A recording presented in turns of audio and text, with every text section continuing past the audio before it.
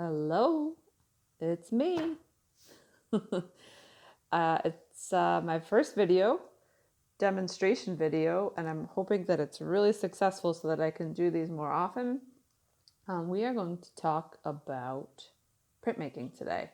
And printmaking, this is a very quick example. We would refer to this as your printing plate. And this specific type of print is a relief print because the edges are raised. I'm not sure that you can see that, but it's been carved. Some areas have been removed, and the raised surfaces are the surfaces that are printed. So a print is when you take ink or other material from one surface and transfer it to another.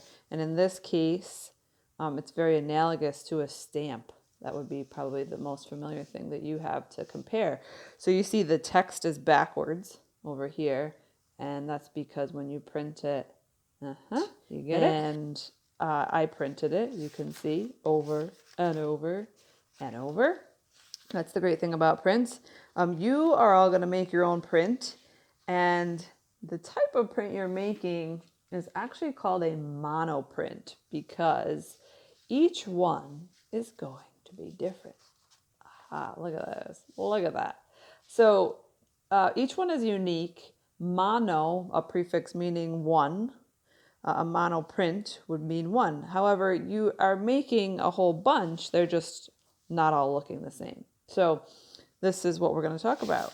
You have, hopefully, a nice pencil drawing done of your little floral arrangement. Maybe you included insects if you wanted to. Some sort of garden scene, I suppose. But you need it done in pencil, and then you're going to take a printing plate. This will be your printing plate in this case, and it is just a piece of styrofoam. You can use styrofoam from a styrofoam plate. You can some of those takeout containers are styrofoam, and you can even cut a piece off of one of those and print off of those. This is something you could do at home with very few materials. So you will take your plate, you'll write your name on the back with a Sharpie, put it right in the center of the plate, very small, and don't press hard. You don't want to make any dents in the styrofoam, and then put your teacher code. My teacher code is 1B because I'm your number one boss. Is that right? Take your drawing, place it on the styrofoam, and once you start this process, you can't move it because you're going to transfer your drawing onto the styrofoam by pressing. And once you start pressing, if you slide the paper around, you're going to slide your image around. So I actually already did start, as you can see, the black here. So I'm going to do my best to line this up where I've already got it. I think I'm good. Okay, so you take a ballpoint pen. It needs to be a ballpoint pen because it needs to be a type of ink that won't run when it gets wet, but it needs to be a nice sharp tip. A Sharpie is going to be too fat. The ballpoint pen is perfect. So you can see I've already started tracing on top of these, and as I pressed with my pen, the styrofoam gets a little indentation in it. That is exactly what we want. So we are going to go ahead and do this entire flower image. Okay, you can see I'm moving along here, and I wanted to point out a couple things. As I go, hold this still and peek underneath. Make sure you're getting enough indentation to see what you got from your image. And also, as I pull my pen along, I'm giving a good amount of pressure. You want your lines to be clean and smooth. You don't want to poke your pen all the way through your paper, though. So you're pressing hard, but not so hard that you rip the paper. Okay, voila. One final note is that you do not want to get sloppy with these lines. Anything you indent is permanent onto this styrofoam, and it will print into your image. So go nice and careful, and once you've got all your lines, double check, then you can remove the paper, and you have got to do another round of tracing. This time you are going over all the existing lines and giving it a nice smooth pass over to make sure that you have a good solid indentation there. And again, you want to press hard, but not so hard that you poke through, which I've actually done over here. You don't want to poke through the styrofoam. It will start to really become difficult to hold the whole thing together. You can turn it at this point. And I'm trying to get a nice smooth line when I drag my pen. If you're struggling, draw lightly first on your indentation, so barely pressing at all. Just let the pen do the work. Then go over it with a bit more pressure on a second pass. You might find that to be easier.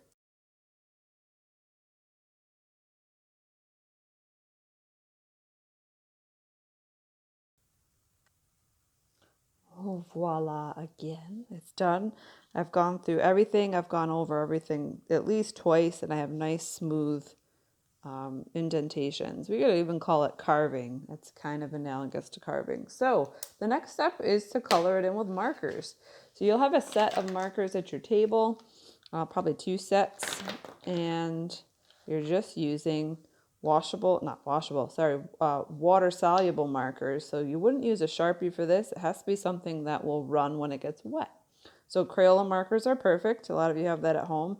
The first thing you're going to do is to add a layer of a medium value color. So obviously not black, that's a dark value. Blue and violet are pretty dark value. Orange is great, pink is great, even yellow is great. You are going to add an entire layer and color over your whole, I don't know what's wrong with my orange. I'm just going to switch to pink. So it actually doesn't matter if you have 2 different colors. You're going to fill in, going right over your black lines, not worrying about staying in the lines. You are just putting a layer of marker on the whole thing. Yep.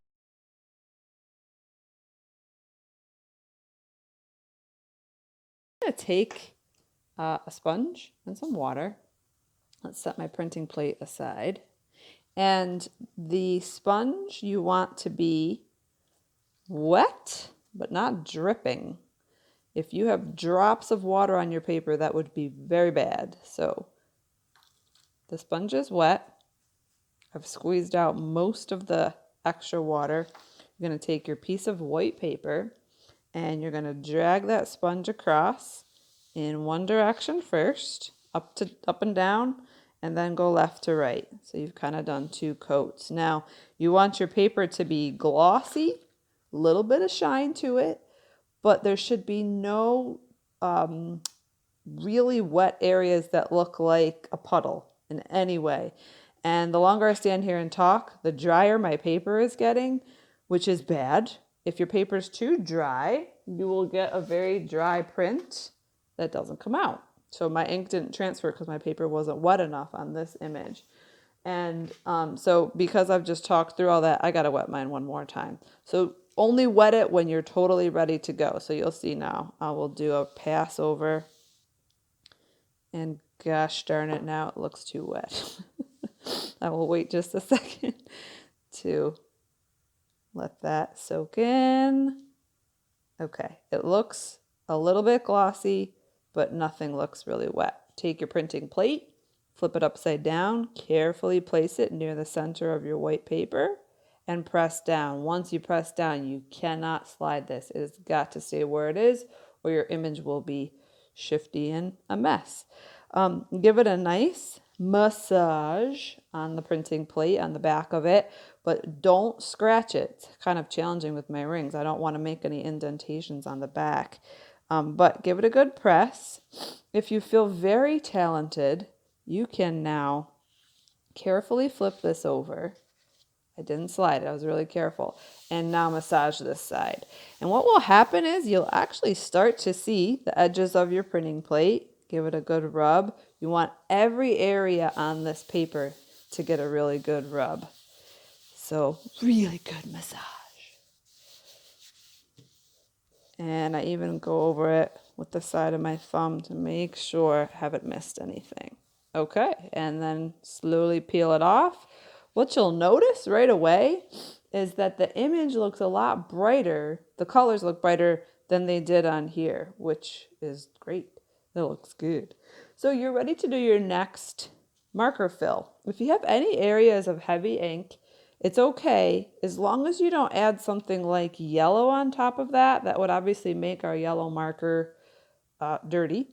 But you could put lots of other colors on there and not mess them up at all. Like you can see in some of my prints, specifically this one, the brown had some residue from an old green print, and the brown and green layered together and actually looked really good. Same thing with my blue ring here. It had a little tiny bit of yellow mixed in, which looked nice. There was another one. Yes, this one. My pink and orange had a little bit of something underneath. I think it was blue. And it creates a really nice layered effect on that color. So the layered colors are a good thing.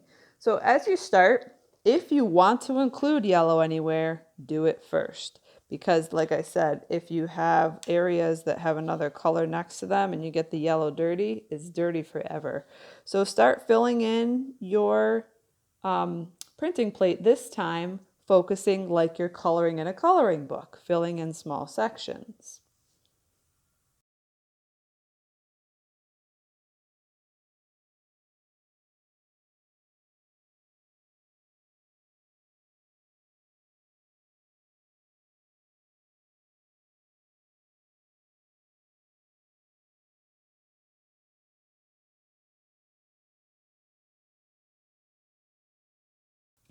So you'll notice that as I turn this, I'm trying really hard not to touch it with my fingers as I color. I'm trying not to smudge things too much. You'll also notice that I chose my darkest color to do that last. That's also a really good practice. Start off with your light colors, yellow, pink, move into the medium, and then the dark values is the best. Let's print this one.